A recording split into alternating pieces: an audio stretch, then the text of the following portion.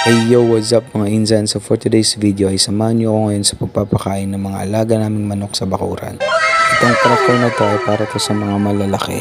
At meron ding pagkain yung mga maliliit na manok. Ito naman yun. So ano pang hinihintay nyo at samahan nyo, ipapakita ko sa inyo yung mga native chicken namin. Kaya tara na. Ako'y palabas pa nga lang sa aming pintuan sa likod ay talagang amoy na ng mga manok na to na sila ipapakainin. Nagsisitumpukan na talatang gutom na tong mga to. Napaka-relaxing talaga at napaka-comforting sa pag-aalaga ng mga manok dahil nakakatuwa silang panoorin habang kumakain. Pagandahan talaga sa pag-aalaga ng mga manok ay magkakaroon ka ng libreng ulam at kakainin sa pagdating ng araw pag wala ka ng pambili. Kaya tiyaga at diskarte lang talaga dito sa probinsya, talagang mabubuhay ka na. Napakasimple lang naman talaga yung buhay dito sa probinsya, talagang tahimik at mapayapa lang. Marunong ka lang dumiskarte sa buhay. Bata pa lang talaga ako ay hilig na talaga ni Papa mag-alaga ng mga manok. Namana niya talaga to sa aking lolo na namayapaan. Alala ko din pala dati yung lolo ko nung bata pa ako, talagang nanananim siya ng kung ano-anong mga prutas dito sa likod. Pag namungay, nag-aagawan kami ng mga kapatid ko. Kaya isa din yan sa rason kung bakit naisipan ko magtanim ng mga prutas at gulay sa likod. Kinakain ko na din tong isang inahin na may 6 na sisiw dahil halatang gutom na din mga to. Siyam dapat yung anak nito pero pinaglalaroan ng pamangkin ko at mga kaibigan niya kaya 3 talaga yung nadali.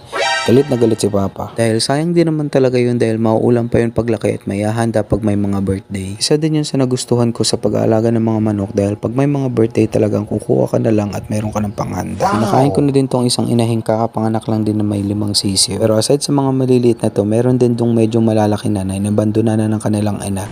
Tara puntahan natin. Ito pala yung diskarte ni Papa na kinukulong niya yung mga manok na medyo palaki na para hindi gumala kung saan-saan.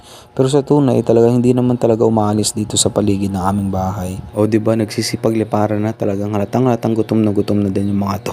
Nakakatuwa talaga pag nagpapakain ako ng mga manok. 8 pirasong tong mga to at pag medyo lumaki-laki na ay pwede na silang makalaya. At sana ikaw din. Uy, walang ganyanan. O ayan, magpakabusog kayo at magpakalaki at tinolat adobo kayo sa akin. Dagdagan pa natin ng sagayon mabilis kayo magsipaglaki. At habang pinapakain ko nga tong mga to ay may naghihintay sa baba at kulang ata yung kinain nila kanina doon. Kaya ayan, papak lang ng papak.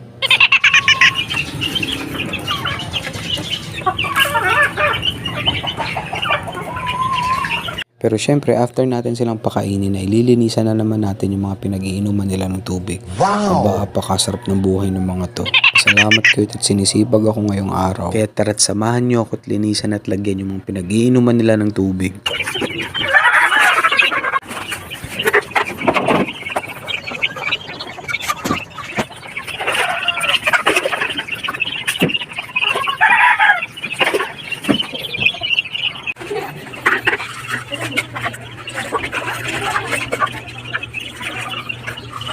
Aside doon sa mga sisiw, nakakalabas lang may mga itlog pa dito na pinakita sa akin ni Papa. O diba ang galing, dagdag lang sila ng dagdag. Kaya kami, katay lang din ang katay.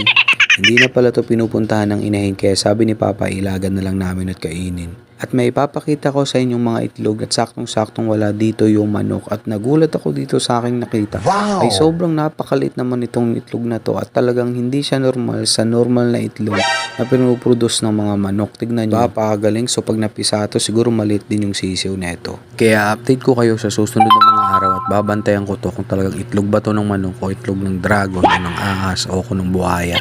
Kaya that's it for today. Maraming salamat sa panonood. Kaya kung umabot ka sa video na to, please do comment, like, and share. Maraming salamat mga insan. Hanggang sa muli.